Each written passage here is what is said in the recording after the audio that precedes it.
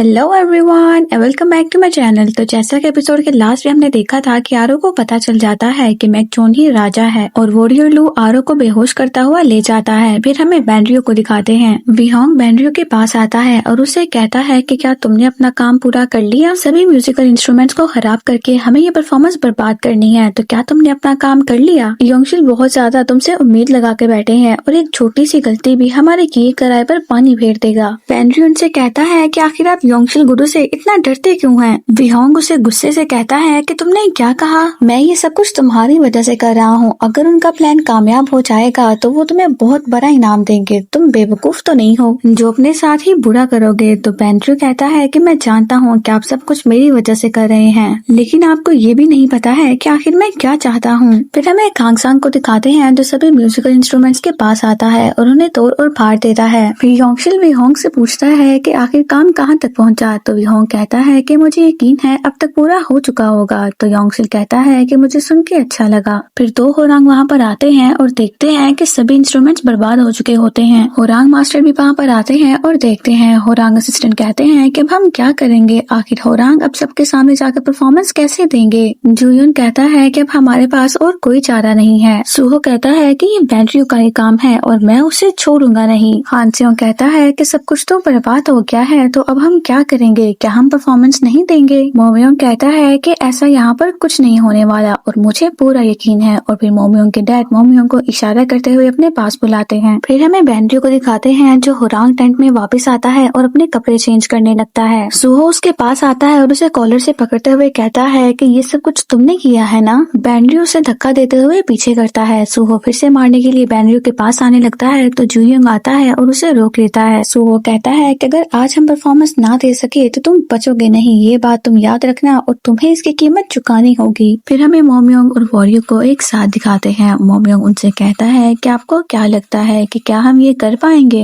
वॉरियो कहते हैं कि तुम्हें क्या लगता है कि मैं कौन हूँ? तो मोमयोंग कहता है कि आप सिर्फ एक बूढ़े संकी आदमी हैं और कुछ नहीं। तो वॉरियो अपना हाथ उठाते हुए कहते हैं कि तुम इधर आओ, मैं तुम्हें पहले बताता हूँ मैं कौन हूँ। मैं एक संगीत गुरु हूँ। तो मोमयोंग कहता है कि आप मुझे मार क्यों रहे हैं? मोमयोंग कहता है कि आप चाहे जो भी हो लेकिन इस वक्त कुछ कोशिश तो करें। वॉरियो वहाँ पर पड़ी हुई सभी चीजों को देखते हैं और उन्हें एक आइडिया आता है। फिर हमें होरांग मास्टर को दिखाते हैं जो सुकमियो के पास होते हैं और उसे सारे मामले के बारे में बताते हैं। सुकमियो कहती है कि यानी आप ये कहना चाहते हैं कि यहाँ पर मुसीबत आने वाली है? तो होरांग मास्टर कहते हैं कि अभी तो ये मुसीबत की शुरुआत है। सुकमियो कहती है कि क्या आप शाही परिवार को नीचा दिखाना चाहते हैं या फिर आप होरांग को बनाने में नाकाम रह गए हैं? चाहे जो कुछ भी हो, लेकिन होरांग को आज यहाँ सबके सामने परफॉर्मेंस देनी ही होगी। आप मेरी बात समझ रहे हैं ना? तो होरांग मास्टर कहते हैं कि मैं समझ गया और मैं इसको याद रखूंगा सुकमियो राजकुमारी। फिर सभी होरांग अपनी परफॉर्मेंस के लिए आ जाते हैं और उनके पास वो इंस्ट्रूमेंट्स होते हैं जो वॉरियो ने अभी अभी बनाए होते हैं। आवाम भी उनके इंस्ट्रूमेंट्स देखकर हैरान होती है और योंगशिल देख रहा होता है कि ये लोग परफॉर्मेंस के लिए कैसे आ गए हैं। फिर सभी होरांग बहुत ही अच्छे से परफॉर्म कर रहे होते हैं, यहाँ तक कि बेंड्रियो भी, और सभी आवाम को बहुत पसंद आता है। योंगशिल गुस्से से विहोंग की तरफ देखने लगता है तो विहोंग कहते हैं कि मेरा यकीन करें ये सब कुछ तोड़ दिया गया था। फिर योंगशिल गुस्से से वहाँ से चला जाता है। क्वीन जीसू भी होरांग मास्टर को सराहती है कि उन्होंने बहुत अच्छा किया और वहाँ से चली जाती हैं। फिर यहाँ पर हमें एक आदमी को दिखाया जाता है जो कि मुसलसल मोमयोंग को ही देख रहा होता है। अब वो कौन है ये हमें आगे पता चलेगा। फिर हमें क्वीन जीसू को दिखाते हैं जिसके सामने आरो बेहोश पड़ी होती है। तो वॉरियर लू से पूछती है कि ये तो वेद आंटी की बेटी है ना, क्या इसने हमारी बातें सुन ली हैं? वॉरियर लू कहता है कि मेरे ख्याल से इसने आपकी और महाराज की सारी बातें सुन ली हैं। क्वीन जीसू कहती है कि इसने ऐसा क्यों किया और फिर वॉरियर लू की तलवार निकालते हुए आरो की गर्दन पे रख देती है। फिर वॉरियर लू आरो को एक बड़े से कपड़े में बंद करते हुए लेकर जा रहा होता है। मैकजॉन को दिखाते हैं वो अपनी माँ की ही बातों को सोच रहा होता है, जहाँ क्वीन जीसू कहती है कि तुम्हारी शादी सुकमियो से की जाएगी और तुम्हें अब तक पता चल जाना चाहिए कि तुम अपनी मर्जी से कुछ नहीं कर सकते। फिर मैकजॉन वॉरियर लू को देखता है जो अपने साथ किसी को लेकर जा रहा होता है। फिर बाहु मैकजॉन के पास आता है और कहता है कि एक मसला हो गया है, उस लड़की ने आपकी और क्वीन जीसू की बातें सुन ली हैं। मैकजॉन कहता है कि किसने? तो बाहु कहता है कि आरो ने। तो मैकजॉन कहता है कि इसका मतलब है कि अब वो जान चुकी है कि मैं ही महाराज हूँ। बाहु कहता है कि जी हाँ। तो मैकजॉन कहता है शायद इसीलिए वॉरियर लू उसे अपने साथ लेकर गया है। माँ उसे जिंदा नहीं छोड़ेगी और मैं उसे मरने नहीं दे सकता। फिर मैकजॉन और बाहु वहाँ से भागते हुए जाने लगते हैं। फिर वॉरियर लू आरो को महल में लेकर आ जाता है। आरो भी होश में आ जाती है। जब वो उसका कपड़ा हटाता है तो आरो कहती है कि तुम मुझे कहाँ लेकर आ गए हो? फिर जब आरो क्वीन जीसू को देखती देखती है तो सीधे से बैठ जाती है। क्वीन जीसू उससे कहती है कि तुम मुझे बताओ, क्या तुमने महाराज का चेहरा देखा है? मोमियोंग को दिखाते हैं तो हर तरफ आरो को ढूंढ रहा होता है। फिर मैक्सवेल महल पहुंच जाता है तो पाहु उसके आगे खड़ा हो जाता है और कहता है कि महाराज आप ऐसे नहीं जा सकते हैं, और अगर वो लड़की जिंदा रही तो आपको खतरा हो सकता है। मैक्सवेल पाहु से हटने का कहता है और कहता है कि अगर उस लड़की को कुछ हुआ तो तुम अपनी आंखों से देखोगे कि मैं कितना खतरनाक इंसान हूँ। आरो को दिखाते हैं जिससे क्वीन जीसू दोबारा पूछती है कि मैं तुमसे पूछ रही हूँ क्या तुमने महाराज को देखा है या फिर नहीं। तो आरो कहती है कि होरांग मैकचोन ही महाराज है, मैंने उन्हें देखा है। क्वीन जीसू कहती है कि तुम वेदांत जी की बेटी हो ना, मैं उन्हें जानती हूँ। तो आरो कहती है कि मुझे पता है। क्वीन जीसू कहती है कि तुम बिल्कुल अपने माँ बाप पर गई हो। तो आरो कहती है कि मैं ये भी जानती हूँ कि आप मेरी माँ को पसंद नहीं करती थी। क्वीन जीसू उसके पास आती है और कहती है कि मैं भी यही सोच रही थी, तो फिर भला मैं तुम्हें जिंदा कैसे छोड़ दूं, और कोई और चारा भी तो नहीं है। और वॉरियर लू से कहती है कि इसे मार दो।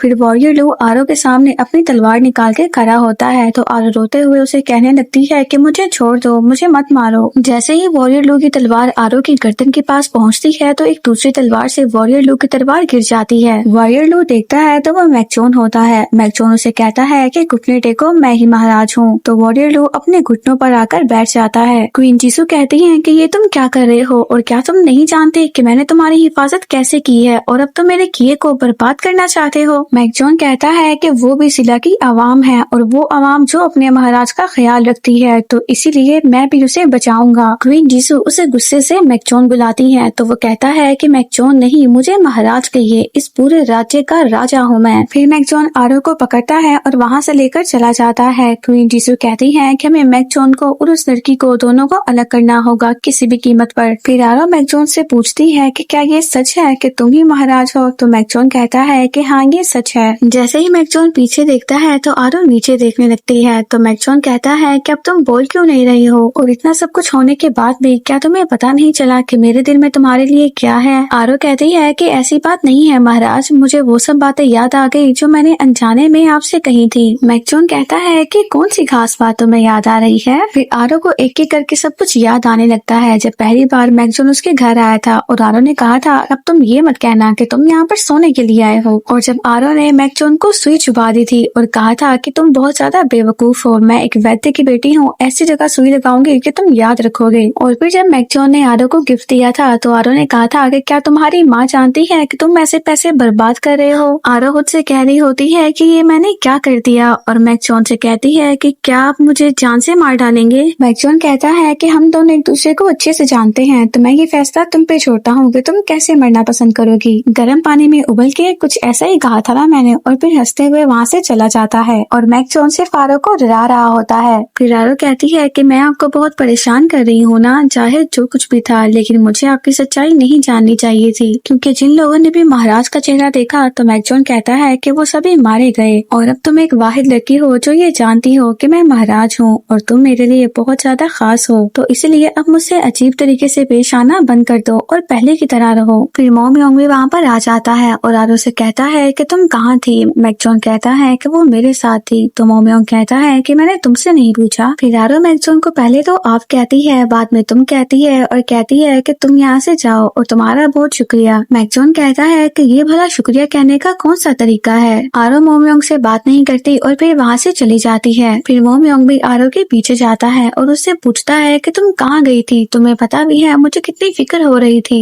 आरो कहती है कि ना तो तुम मेरे भाई हो और ना ही मेरे रिश्तेदार, तो फिर तुम्हें मेरी फिक्र क्यों हो रही थी। मोमियोंग कहता है कि अगर तुम्हारा भाई होता तो वो भी यही करता ना। तो आरो कहती है कि मैंने तुमसे पहले ही कहा है कि मैं तुम्हें अपना भाई नहीं मानती। मोमियोंग आरो से कहता है कि तुम मेरे साथ चलो। तो आरो कहती है कि मुझे तुम्हारे साथ नहीं जाना। तो मोमियोंग आरो का हाथ पकड़ता है और उसे लेकर जाने लगता है। आरो उसे बार बार कह रही होती है कि मेरा हाथ छोड़ो, मैंने तुम्हारे साथ कहीं नहीं जाना। फिर मोमियोंग आरो को मैकमून की कब्र पे लेकर आता है और उसे कहता है कि मैं आरो को यहाँ पर ले आया, इसे मैं पहले नहीं ला सका, मुझे माफ करना। आरो को समझ आ जाती है कि ये उसके भाई की कब्र है। तो मोमियोंग कहता है कि तुमने जैसा कहा था ये वैसे ही है, ये बहुत खूबसूरत है लेकिन उतनी अक्लमंद नहीं है, तुम अब देख लो इसको जी भर के, बहुत याद करते थे ना तुम अपनी बहन को। फिर मोमियोंग याद करता है जब मैकमून हर वक्त अपनी ही बहन की बातें कर रहा होता है। मोमियोंग कहता है कि वो हमेशा अपनी बहन से मिलना चाहता था और उसने मुझे बताया था कि उसने ओक्टा में किसी को उसके ही जैसा लॉकेट पहने हुए देखा है। वो हमेशा अपनी बहन की ही बातें करता था और मरते दम तक वो अपनी बहन को ही याद कर रहा था। फिर आरव वहाँ बैठकर रोने लगती है तो मोमयोंग कहता है कि मुझे माफ करना कि अभी ये जिंदा नहीं है और उस दिन मैं तुम्हारे भाई को बचा नहीं सका। फिर वापस आते हुए आरव मोमयोंग से कहती है कि मेरा भाई कैसा था, मुझे उसके बारे में बताओ। मोमयोंग कहता है कि मैकमोन बहुत ही हंसमुख इंसान था और बहुत ज्यादा दयालु भी। उसके जैसे दिलदार लोग इस दुनिया में बहुत कम होते हैं और मेरे लिए वो मेरे भाई जैसा था। वो मेरे लिए सब कुछ था और मैं उसे बहुत ज्यादा मानता था। तो आरो कहती है कि कितना अच्छा होता अगर मैं उससे मिल पाती। मोमयोंग आरो की ये बात सुन के रुक जाता है, फिर आगे बढ़ता हुआ उसका हाथ पकड़ता है। आरो अपना हाथ छुड़वाती है और कहती है कि मैं अभी भी यही कहूंगी कि तुम मेरे भाई नहीं हो, तुम मुझसे दूर रहो, मैं तुम्हें अपना भाई नहीं मानती। तो मोमयोंग कहता है कि तुम चाहे जो भी कहो लेकिन मैं हमेशा तुम्हारा भाई बन के रहूंगा, फिर चाहे तुम मुझे अपना भाई मानो या ना मानो, क्योंकि यही एक तरीका है हमेशा तुम्हारे साथ रहने का, हमेशा तुम्हारी हिफाजत करने का। मेरे पास यही तरीका बचा है। मेरी जिंदगी का अब बस यही एक मकसद है, जब तक मैं जिंदा रहूंगा मैं तुम्हारी हिफाजत करूंगा। और यहीं पर हमारा पार्ट कंप्लीट हो जाता है। See you in the next part.